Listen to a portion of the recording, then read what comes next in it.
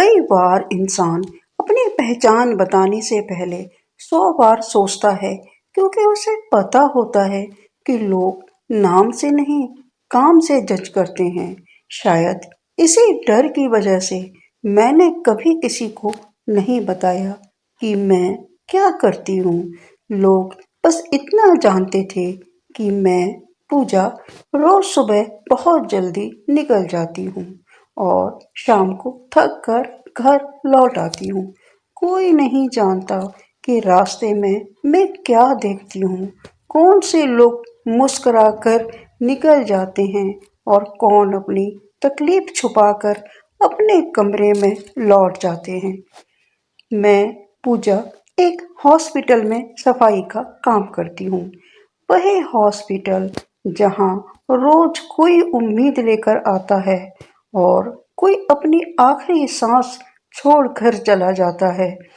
लोग जब हॉस्पिटल सुनते हैं तो डॉक्टर्स, नर्स, मशीन्स देखते हैं, लेकिन कोई उस औरत को नहीं देखता जो फर्श साफ कर रही होती है। मैं वही औरत हूँ, पूजा। खून, दवाइयाँ, बदबू और लोगों की नजरें, सब कुछ एक साथ झेलना पड़ता है। कचरा उठाते वक्त कई बार ऐसी चीजें हाथ लगती हैं जो बाहर बहुत महंगे दामों पर बिक सकती हैं। लोग कहते भी हैं, तुम चाहो तो बहुत पैसा कमा सकती हो, लेकिन हर बार मेरे कानों में माँ की आवाज गूंजती है, गलत चीजों से आया पैसा कभी चैन नहीं देता। मुझसे पहले यही काम मेरी माँ करती थी।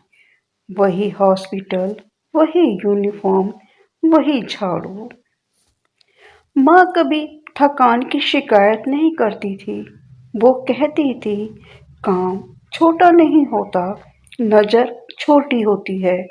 माँ ने मुझे कभी शर्म करना सिखाया ही नहीं, लेकिन जिंदगी ने बहुत जल्दी सिखा दिया कि समाज कितना बेरहम हो सकता है।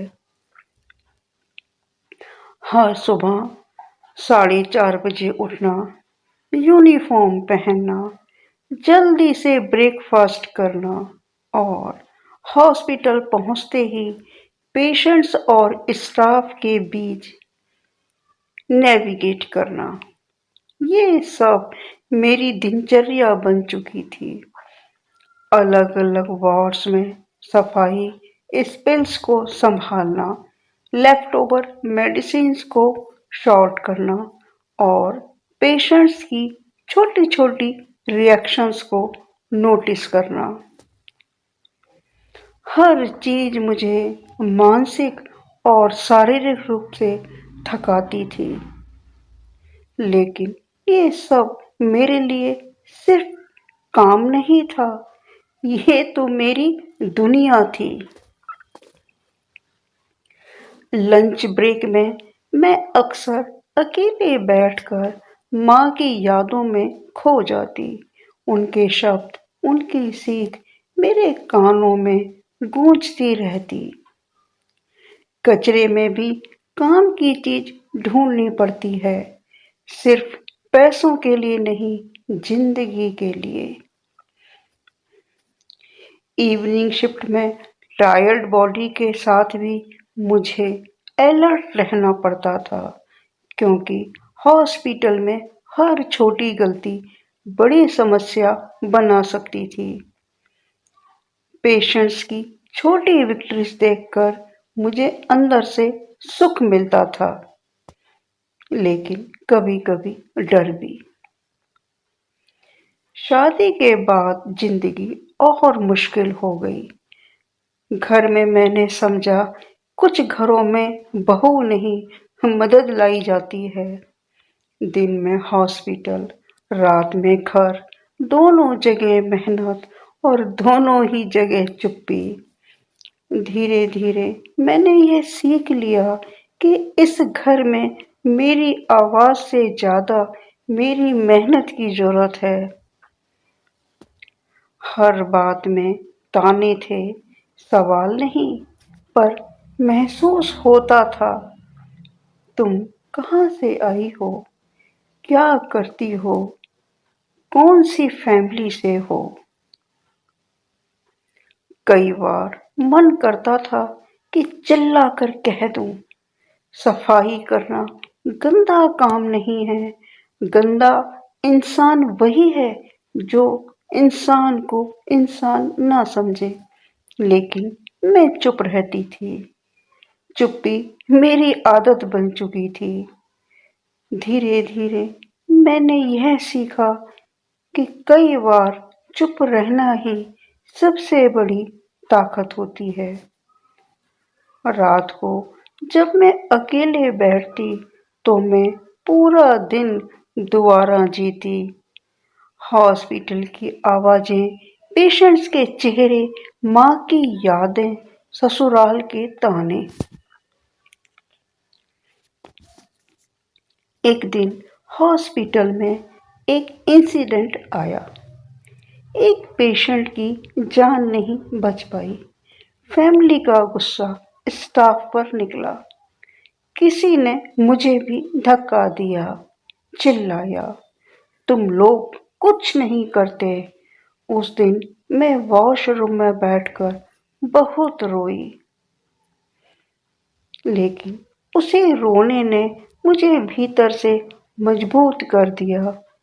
मैंने तय किया कि अब सिर्फ काम नहीं, हॉस्पिटल के सिस्टम को समझना जरूरी है। मैंने वेस्ट मैनेजमेंट, रिकॉर्ड्स, कॉन्ट्रैक्ट्स और ऑडिट्स को समझना शुरू किया। सुपरवाइजर से धीरे धीरे बात करनी शुरू की, ट्रेनिंग ली, पेपर वर्क समझा। पहली बार किसी ने मेरी बात ध्यान से सुनी।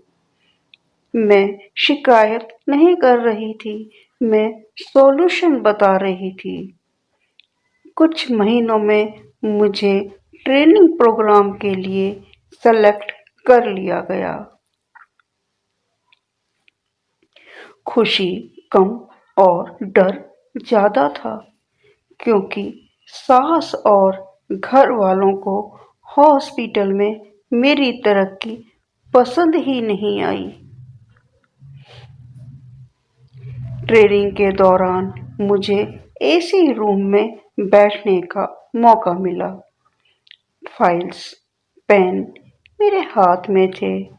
पहली बार मुझे लगा कि मेरे काम की कद्र हो रही है। हॉस्पिटल में वेस्ट मैनेजमेंट और लीगल ऑक्शन की एक मीटिंग में मैंने छोटा सा सजेशन दिया। पूरे रूम में चुप्पी छा गई। सुपरवाइजर ने कहा, आप सही कह रही हैं। उस दिन मुझे लगा कि मेरी आवाज और मेहनत किसी को भी प्रभावित कर सकती है। प्रमोशन कंफर्म हुआ, सैलरी बढ़ी, रिश्तेदारों को पता चला और वही लोग जो पहले मुझे काम वाली समझते थे, मुझसे फासला रखते थे, अब मेरी राय लेने लगे। ससुराल में माहौल पहले की तरह तानों वाला था, पर अब रिस्पेक्ट भी थी। पति अब भी चुप था। डर था कि अगर मैं आगे बढ़ गई तो सवाल उस पर ही आएंगे। मैंने तय किया, अब खुद के लिए खड़े होना जरूरी है। सबसे बड़ा मोड़ तब आया जब ससुर बीमार पड़े। हॉस्पिटल वही थी जहां मैं काम करती थी। पहली बार घर के लोग मेरे भरोसे थे। फॉर्म्स, बेड्स, डॉक्टर्स, सब कुछ मैं संभाल रही थी। किसी ने ऊंची आवाज नहीं लगाई। रात में सास ने चुपचाप पानी रखा। अपॉलजी नहीं, लेकिन स्वीकार था। मैंने पति से साफ कहा, मैं नौकरी नहीं छोड़ूंगी। अगर साथ चलना है तो बराबरी से, वरना रास्ता अलग होगा। पति चुप रहा, फिर बोला, मुझे डर लगता है। पहली बार उसने सच बोला। आज भी मैं हॉस्पिटल जाती हूँ, सफाई करने वालों के साथ ही बैठती हूँ, क्योंकि मुझे पता है कि नीचे खड़े इंसान को ऊपर पहुंचना कितना मुश्किल होता है। हर दिन माँ की वही बात याद आती है, गलत रास्ता छोटा होता है, सही रास्ता लंबा, लेकिन मंजिल सिर्फ उसी पर मिलती है। दोस्तों, ये कहानी किसी राजकुमार बनने की नहीं है। ये कहानी उस लड़की की है, पूजा की, जो कचरे के ढेर में भी अपनी कीमत देख पाई और जिसने समझ लिया कि इज्जत कोई देता नहीं, खुद बनानी पड़ती है। मेहनत, ईमानदारी और खुद पर विश्वास ही असली ताकत है और यही ताकत हमें हर बाधा पार करके आगे बढ़ने में मदद करती है। दोस्तों, आपको मेरी यह कहानी कैसी लगी? अगर अच्छी लगी है तो प्लीज़ लाइक, कमेंट और शेयर करें। और जो मेरे चैनल पर नए हैं, मेरे चैनल को सब्सक्राइब करें। दोस्तों, ये कहानी एक ऐसी महिला, एक ऐसी लड़की की है जो सफाई का काम करती है और उस काम में भी वो अपने आप को नीचा नहीं समझती। वो कहती है, काम नीचा नहीं होता, इंसान नीचा होता है। दोस्तों, अपने कमेंट्स कमेंट बॉक्स में अवश्य दें।